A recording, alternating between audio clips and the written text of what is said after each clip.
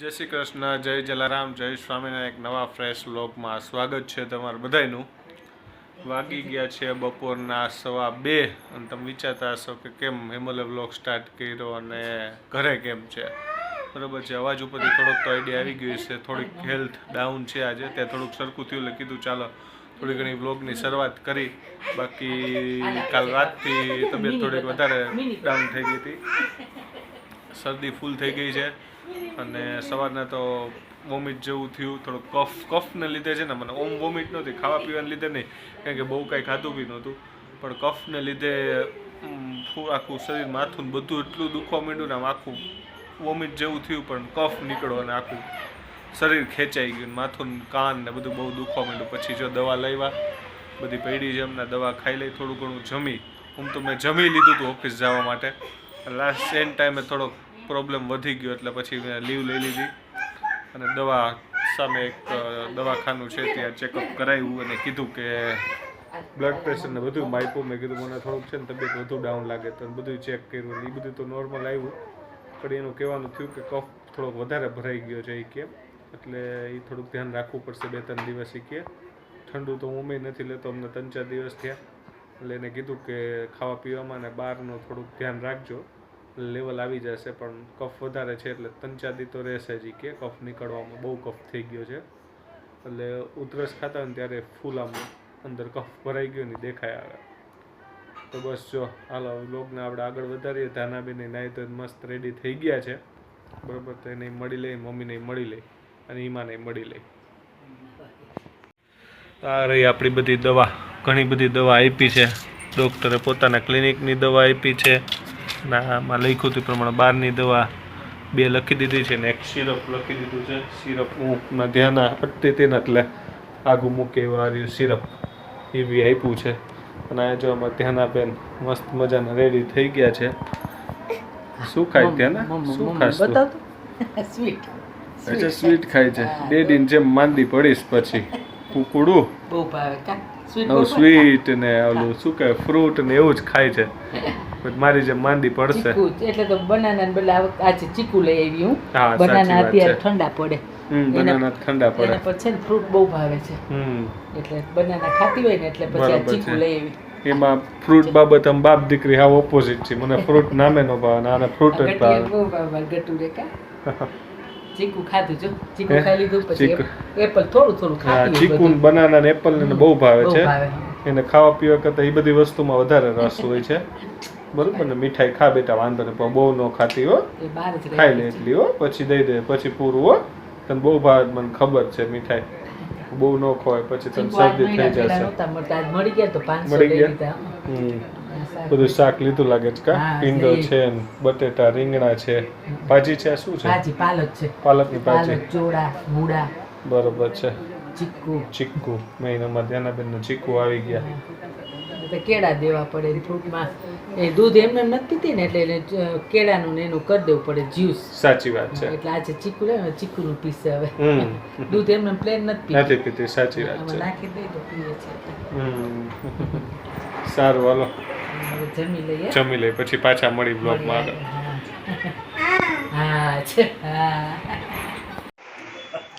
તો વાગી ગયા છે રાતના 7:45 અને અહીંયા જો ધ્યાનાબેન બેસી ગયા છે તેલ નખાવો મમ્મી પાસે, હાથમાં લઈને બેઠી છે બોટલ, બરાબર છે. અંદર એમાં લિક્વિડ નથી એટલે સારું, હેન્ડ વોશની બોટલ લઈને બેસી ગઈ છે. અમારે બોટલો ગમે જોઈને ઢીંગલી. ચલો માથું ઓળાવો. હાલો દે ને. આ શું છે સામે પડ્યું? શું છે? એ શું છે? એ શું છે? શું છે? ચીકુ. એને કહું છે ચીકુ છે. ચીકુ છે કા? કોણ ક્યાં ખાવાનું હોય? શેમાં ખાવાનું? હા, વેરી ગુડ. ધ્યાનાબેન ને ઘણી વસ્તુ આવડવા માંડી છે. ચીકુ બહુ ભાવે તને? ચીકુ પછી બીજું શું ભાવે? બનું ભાવે, બનાના, પછી એપલ ભાવે. ધ્યાનાબેન છે ને એ ફ્રૂટ ઉપર રહે છે. અમારે ખાવા પીવાની બાદ જ અમારે ફ્રૂટ ખાવાના કા ધ્યાના. એપલ બહુ ભાવે. સૌથી તો ચીકુ ભાવે કે એપલ ભાવે? એપલ.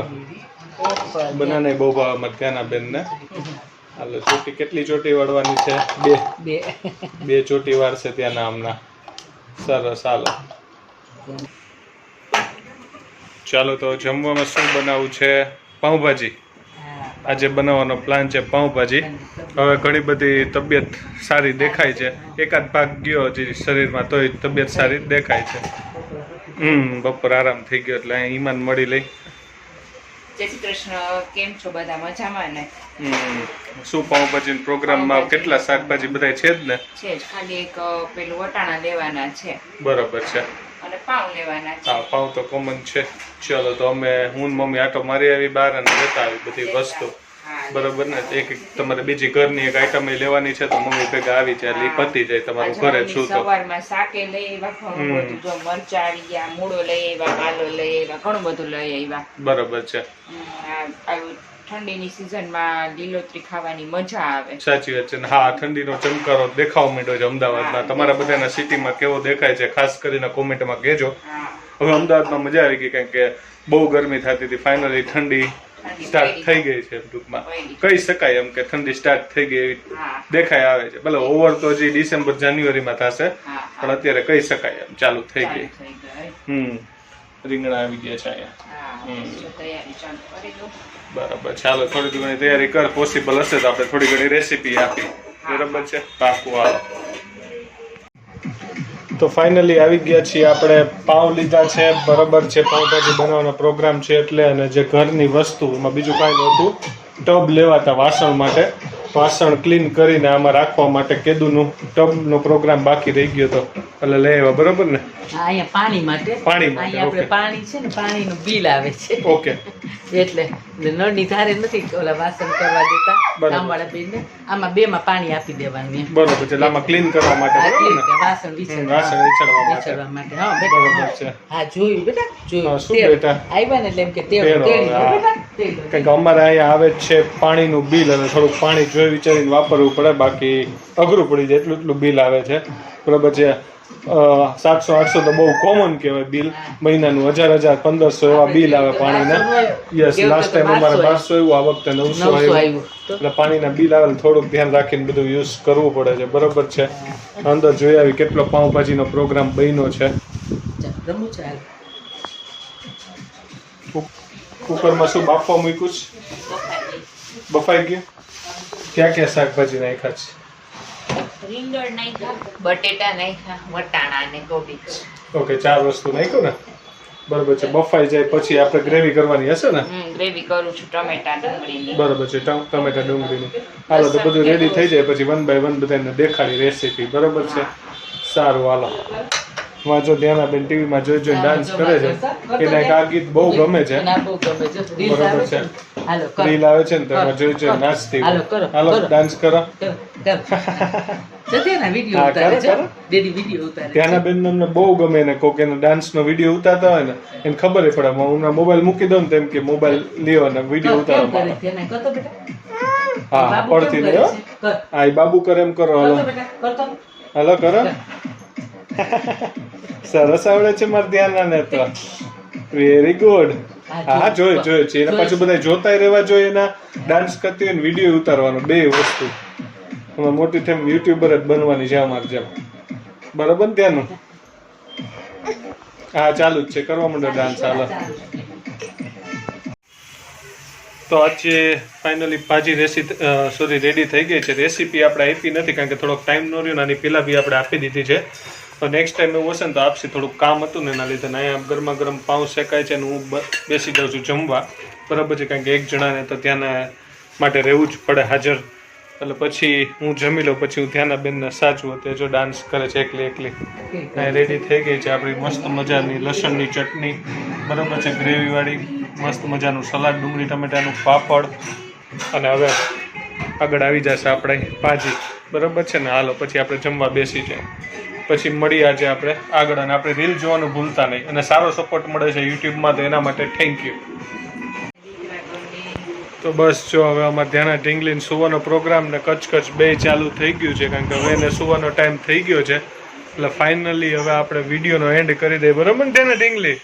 કારણ કે હવે એ રહેશે નહીં, કારણ કે હવે થાકી છે, બરોબર ને? ટાટા તો કરી દો બધાને, ટાટા કરી દો. ચાલો બધાને ટાટા કરી દો, ટાટા કરો. કે રમત છે એવું નહીં કરવાનું, તોફાન નહીં કરવાના, તોફાન નહીં કરવાના. જો આવા તોફાન કરે, તમારા ઘરમાં છોકરાઓ તોફાન કરે છે તો કોમેન્ટમાં જરૂર કહેજો. ખેલખીલા દસાઈ ખરા ને રમત કરાય, પેન્ટ લેંગી પહેરાવા નથી દેતી. એવું નહીં કરવાનું. પહેરાવા દેતો એ ત્યાંના ઢીંગલી તું ચાલતું બાય જો મમ્મા જાય છે. હવે કોણ પહેરાવશે ત્યાંના ઢીંગલીને? તો પછી તોફાન કરવાના છો. વાત જો તને લાગી જાય. ચાલ બેટા હમણાં પહેરાવી દે, 2 મિનિટ પહેરાવી દો, પછી સુવાનું જ છે તારે. અમારે એને સુવાનું નીંદર આવે ને એટલે પછી પૂરું. બસ હાલો, તો બસ ચાલો હવે આપણે વિડીયોનો એન્ડ કરી દઈએ. બરોબર છે, લેટ થઈ ગયું છે. આજનો બ્લોગ તમને કેવો લાગ્યો કોમેન્ટમાં જરૂર કહેજો.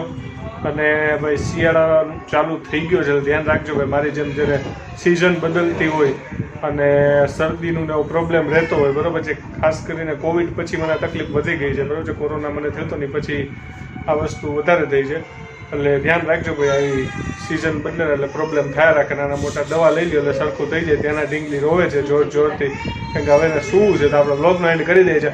મળીએ નવા બ્લોગમાં. જય શ્રી કૃષ્ણ, જય જલારામ, જય સ્વામી, ટાટા, બાય બાય. આવજો. ધ્યાન રાખજો, ટેક કેર. કોમેન્ટ કરતા રહેજો, લાઈક કરતા રહેજો, ફોલો કરતા રહેજો, સબસ્ક્રાઈબ કરતા રહેજો.